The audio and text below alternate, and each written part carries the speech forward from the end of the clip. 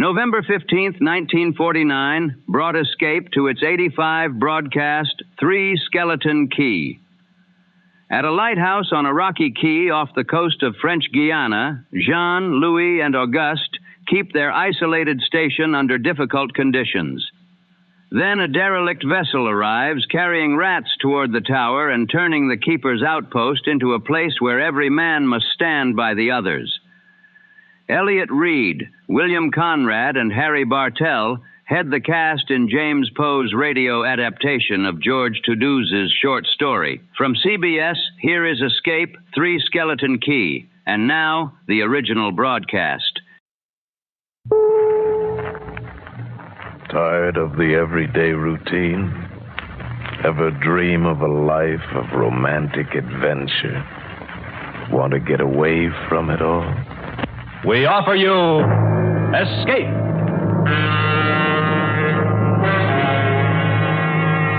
Escape, designed to free you from the four walls of today for a half hour of high adventure.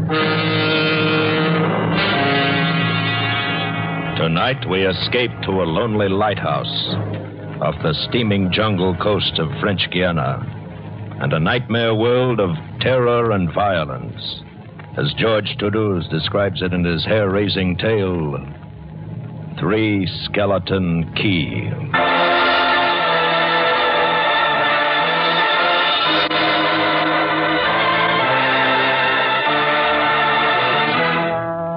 Picture this place. A gray, tapering cylinder, welded by iron rods and concrete to the key itself. A bare, black rock, 150 feet long, maybe 40 wide. That's at low tide. At high tide, just the light, rising 110 feet straight up out of the ocean. And all about it, the churning water. Gray-green, scum-dappled, warm as soup, and swarming with gigantic bat-like devilfish, great violet schools of Portuguese man-o-war, and, yes, sharks, the big ones, the 15-footers. And as if this wasn't enough, there was a hot, dank, rotten-smelling wind that came at us day and night off the jungle swamps of the mainland. A wind that smelled like death. Set in the base of the light was a watertight bronze door. And in you went, and up. Yes, up and up, and round, past the tanks of oil and the coils of rope, cases of wicks, racks of lanterns, sacks of spuds, and cartons and cans, and up, and up, and up, round and round.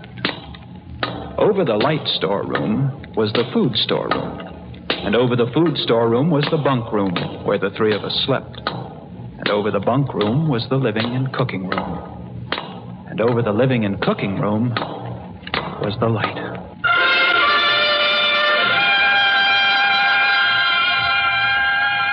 She was a beauty, balanced like a ballerina on the glistening steel axle of her rotary mechanism.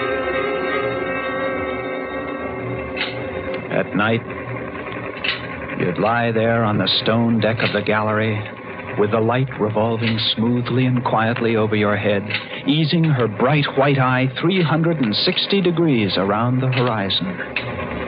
You'd lie there watching to see that the feeders kept working, that everything ran right. And it wouldn't be bad. The other 2 fellows snoring in their sacks 2 levels down. You'd smoke your pipe to kill the stink of the wind, and it wouldn't be bad.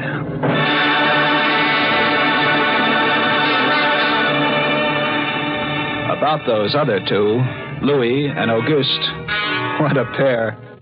Louis, he was head man, was a big fellow from the Basque country, black beard, little hard black eyes, and a pair of arms that, I tell you, those arms were as big around as my legs.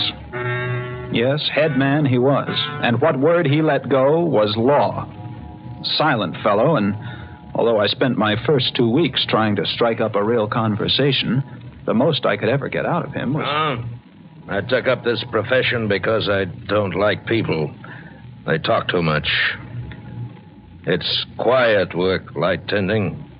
Let's keep it that way. You're getting to be as bad as Auguste. I thought maybe for once they'd send me somebody That was who would Louis. keep his mouth. And when he accused me of becoming like Auguste, I quieted down, because Auguste was the talkingest man I've ever met. The talkingest and the ugliest. He was hunchbacked, stood 4 feet high, had red hair and big blue eyes. It seems he'd been an actor in Paris. Over 200 different productions, dear boy, at the Grand Guignol. Oh, but it was monstrous, horrible. The way we used to scare the audience, I was hated. Yes, they used to throw things and hiss and bare their teeth at me. Finally, it got too bad. I couldn't stand it any longer. I gave up the theater. My nerves, you understand, yes, gave it up completely. I really did. I couldn't. It all started one morning at 2:30. I was on watch, lying on the cool stone deck, pulling on my pipe, staring out at the blackness, the phosphorescent combers and the big yellow stars, when, out of the corner of my eye, I noticed something show up for a second, something the light had touched, far off. I waited for her to come around again, and when she did, there it was. A 3-master, a big one, about a half-mile off, and coming down out of the north-northwest, coming straight for us. You must understand, our light was where it was for a very good reason. Dangerous submerged reefs surrounded us, and ships kept clear. But this one, this sailing vessel, was coming straight on. I went over to the gallery door and yelled down.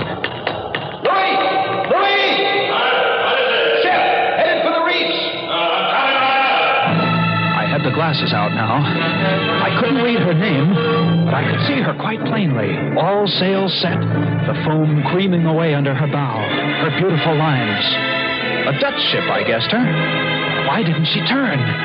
Every time it passed, our light hit her with the glare of day. A ship? Where? North-northwest. The light will touch her in a moment. Oh, can't you see us? Look at her.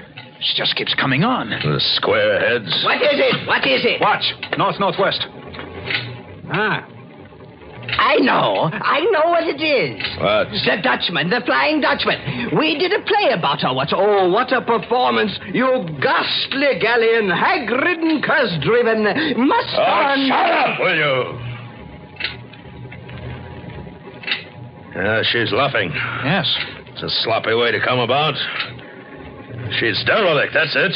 Derelict? Abandoned. Crew left her for some reason or another. But instead of sinking, she's gone on, running before every wind. She'll not run long. Not with these reefs to break her up. A beautiful ship. Now, why would men leave a beautiful ship like that?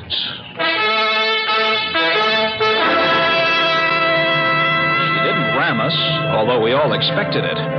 But as we waited for the crash, she luffed again, caught some odd gust, and went about. We watched her the rest of those black hours, heeling and rocking, pushed and pulled by every stray wind, every freak current. Watched her until the dawn came, till the sea turned from black to pearly gray. And on she came again, heading for us. We all had our glasses trained on her now. Auguste, you can kill the light. Right, Chief. She doesn't look so good by daylight. Think she'll ground this time? I say, do you think she'll ground this time? This is impossible. Absolutely impossible. What? Here, take my glasses. They're better than yours. All right. What is it, you're... I had to focus. And then my breath froze in my throat. The decks were swarming with a dark brown carpet that looked like a gigantic fungus, but undulating. And on the masts and yards, the guys and all, were hundreds, no thousands, no millions. I don't know.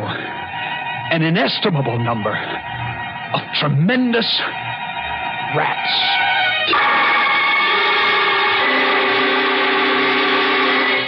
See them? Yes, I see them. Now we know why she's derelict. Yes, now we know. What are you two doing? Here, give me a look. Yes, give him the glasses. Take a good look, chatterbox. Give you something to talk about. She's still heading for us. Yes. If she's going to turn, she'd better turn soon. Suppose she doesn't. You mean suppose she piles up on the key? It's low tide. Yes, it is. Well, where's all the conversation, Auguste? Huh? Here, you want the glasses again? You want another look? No. She's still coming on. Go away. Turn, will you? Turn, I say! I pray you turn.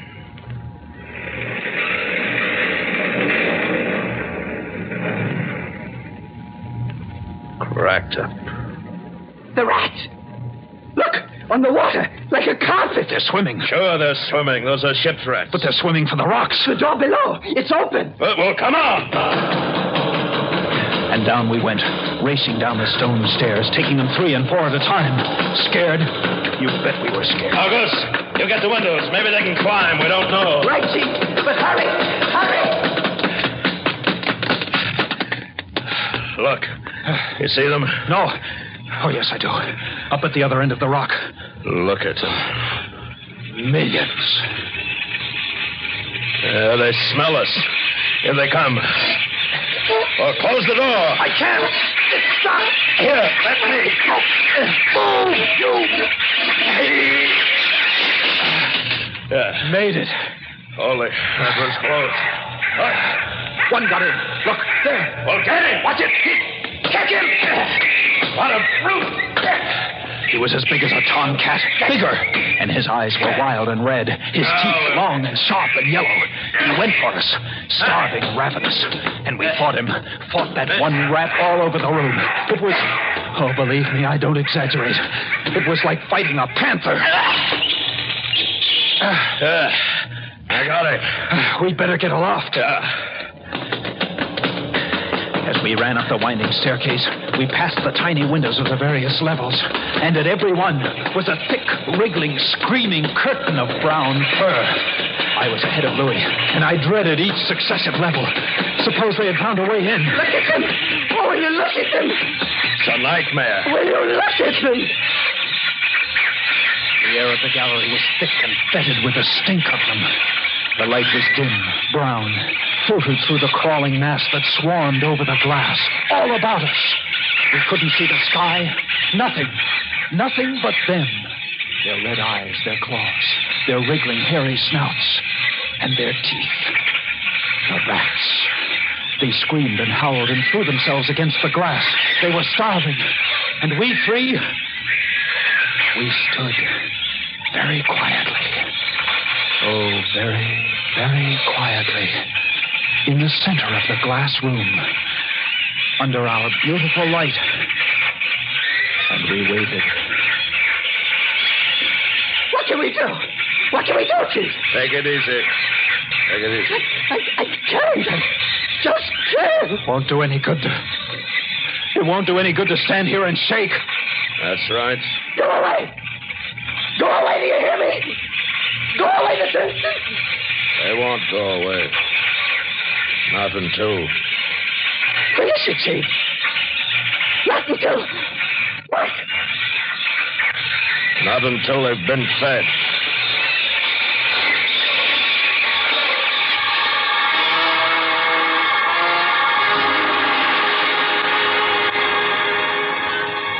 You can take just so much horror, and then you get used to it. And they were interesting to watch, you know. They couldn't understand the glass. They could see us, and they could rush at us. But that thin, invisible barrier held them off, stopped them. From time to time, we caught a glimpse of the rocks below. More rats down there, swarming brown velvet in the bright tropical sunlight. And then the tide began to rise.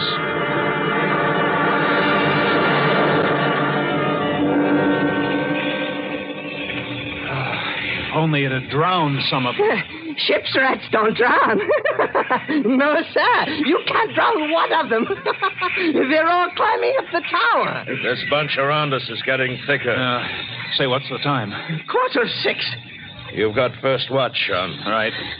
Wake me at 10. I will. Come along, Auguste. It was getting dark. One side of the room was lit a soft, filtered red.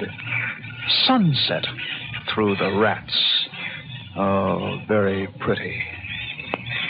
I set the wicks, checked my fuel, and then lit the lamp. It caught them, lit them in their gigantic wriggling web of pale, hairless bellies, twitching red tails, bright eyes. And then I started the rotary motor. The light drove them mad. As she swung slowly and smoothly about, she blinded them in the fierce, stabbing bar of light, moving continually about, ever turning, ever touching, ever moving around and around. And they, twitching and shuddering, eyes flaming when they were struck by the light, the bright light moving. And behind, on the dark side of the room, so close, I dared not turn my back. But you can't help turning your back when you're in a room made of glass. On the dark side of the room, you couldn't see them, but only their eyes.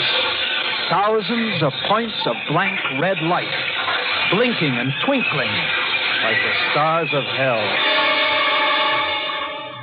And when I came up into the gallery early the next morning, there stood Auguste, his back to me.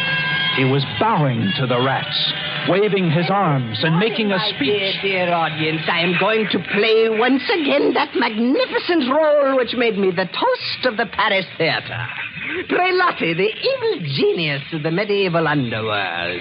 I am he who did guide the dark soul of Marechal into the nether. I stood staring at him, horror-struck. But he didn't notice me. The man had gone mad. He kept turning, telling his stories to all the rats, leaving no one out. Auguste! Another one, a late comer. Take a seat on the aisle, dear patron. Stop it. The blood-stained monster was my partner in iniquity. He went on, bowing and scraping to the rats, his big blue eyes rolling and winking, his wild red hair waving about him. I grabbed him by the arms and slapped his face. He looked at me like a child, and then his face screwed up. He looked as though he were about to cry. Go below. Go on. Oh, very well, then. Later, my dear audience, later. Matinee today. Sure, he was crazy. But I guess we all were. A few hours later, he came back up and caught Louis and me teasing the rats. Yes, sounds horrible. It was fun.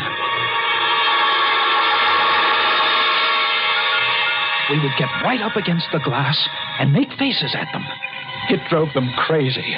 They would scratch away, trying to get at our eyes. Louis was even cuter about it. He'd pull a piece of bread out of his pocket and press it against the glass. The rats would scramble into a solid ball, biting each other, clustering like grapes. From time to time, a whole knot of them would slip and fall the 110 feet to the surf below. Look at the sharks. They're eating them. Those sharks are our friends. Here, I'll get another bunch together. Here, my beauties. That's it. Pile up. Kill each other, there they go. Auguste joined in, too. Very ingenious, Auguste. He learned that if he spread-eagled himself against the glass, they'd bunch and bundle against his figure. Then he'd leap back. Look! My portrait in rats!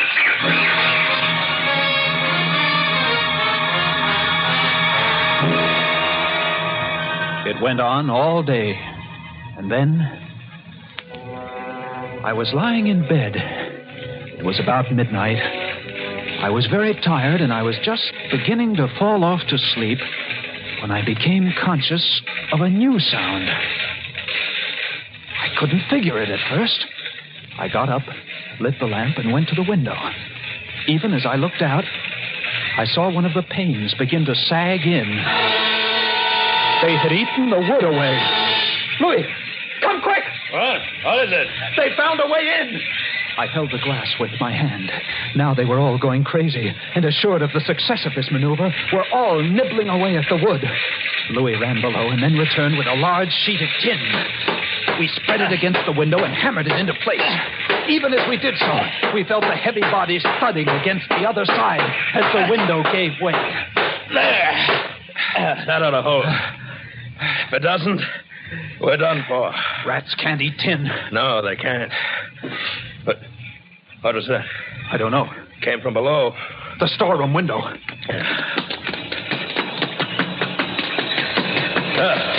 They're in. They're swarming up the stairs. Drop the trap. Right. There. What? Two of them got in. Let's go after them. We didn't have to go after them. They came at us. I leaped to one side and grabbed a marlin spike, swung, and smashed one in midair. No! I whirled to see Louis with the other. It had ripped his hand open and the blood was pouring out. He held his hand aloft and kicked at the snarling rat. I stepped and swung and got him. Oh, my hand! He got my hand! That's both of them, Louis. I'll get you something to tie that up. Blood! Look at it, my blood! I'm bleeding! Don't worry about it, Louis. Here. I'll wind this kerchief around it. It'll be okay. Blood. There. That's not bad. Just the flesh. And then I became conscious of a new sound. They were gnawing their way through the wooden trapdoor. I watched the wood, fascinated. And even as I did, it began to give way. And a bristling, whiskery nose showed through. Louis, we've got to go up!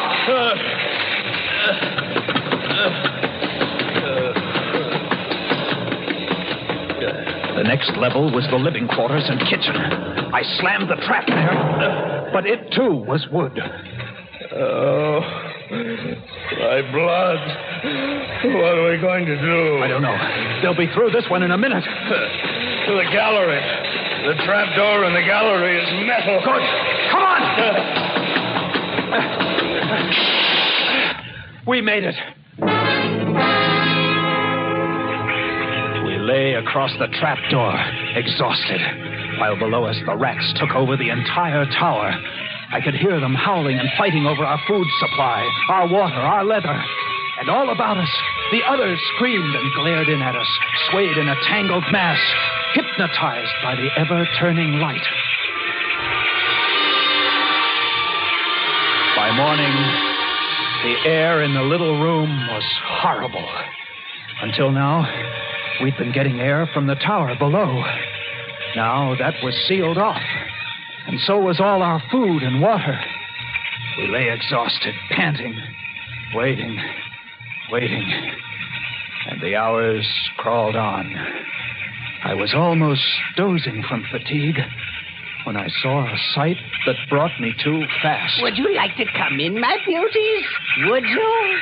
I hold the powers of life and death, and I can let you in, you know. Auguste was standing by the glass, and in one hand he held a big wrench. He was tapping the glass gently, not quite hard enough to break it. I eased myself to my feet, and slowly, very slowly, tiptoed toward him. All I have to do is tap just a little harder and... I found a coil of wire in the toolkit, and I trussed him up, fastened him to a stanchion in the center of the room.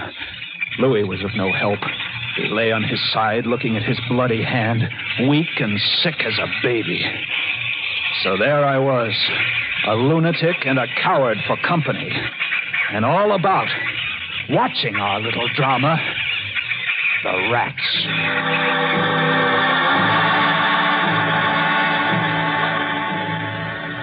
The day dragged by. The supply boat wasn't due for another 12 days. I don't know what they could have done if they had come. And we had only one way of summoning them. That was to shoot off distress rockets. But the rockets were 4 floors below. And even if they'd been right there in the gallery, I couldn't have opened a window to fire them.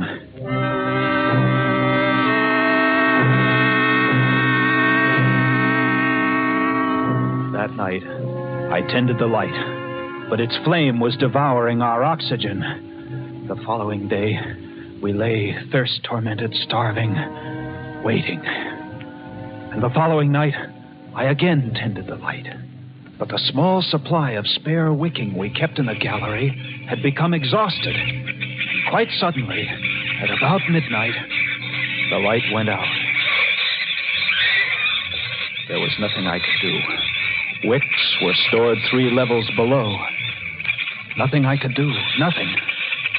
From time to time, I'd strike a match to see the clock.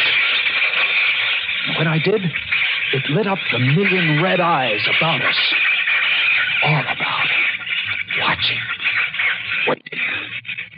Below, it had grown quiet. They'd cleaned us out, and now they, too, were waiting. All waiting. And then, the rats, quite suddenly, were silent. And then I heard it.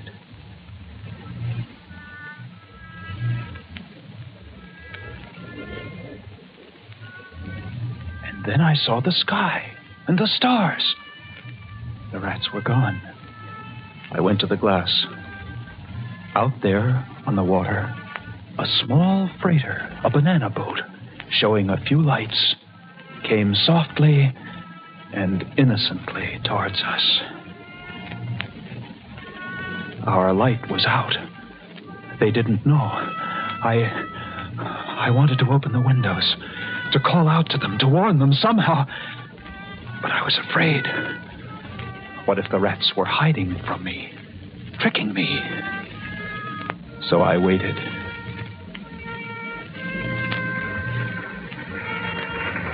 She grounded very softly on a reef not 200 yards from the quay. Grounded so gently that the man playing the cornet, was he a passenger, crewman, off watch, didn't even stop playing. They tried washing her back off. I could have told them to save their fuel. The tide was rising, would have floated her free.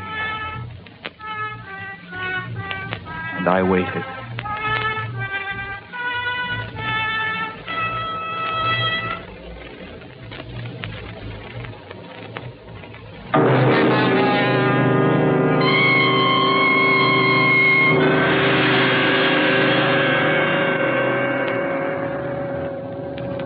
That's all.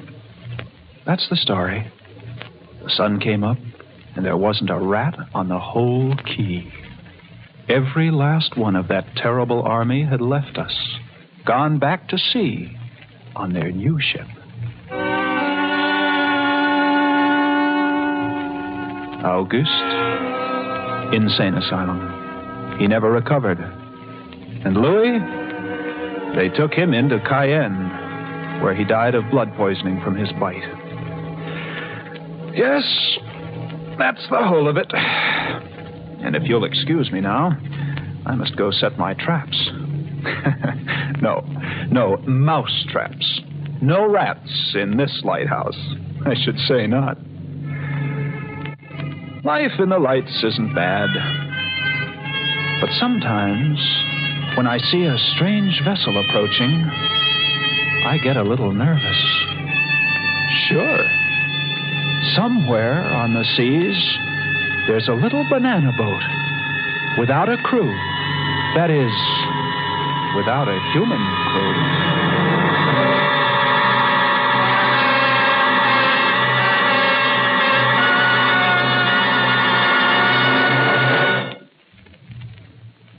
Escape is produced and directed by William N. Robeson.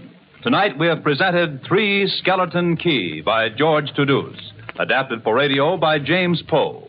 Featured in the cast were Elliott Reid as Jean, Bill Conrad as Louis, and Harry Bartell as Auguste. Special music was arranged and conducted by Del Castillo. Next week. You were standing on the deck of a ship headed on an illegal mission to Central America. Before you, holding a gun in your stomach, is a desperate man who has just given you the choice between being killed or becoming a murderer yourself.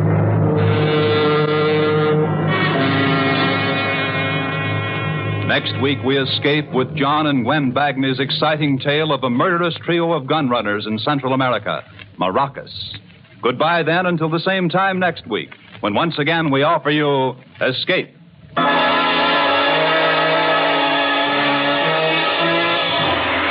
tuned now for Life with Luigi, which follows over most of these CBS stations. This is CBS, the Columbia Broadcasting System. That was Escape and 3 Skeleton Key. Good night, and thank you for keeping classic radio company.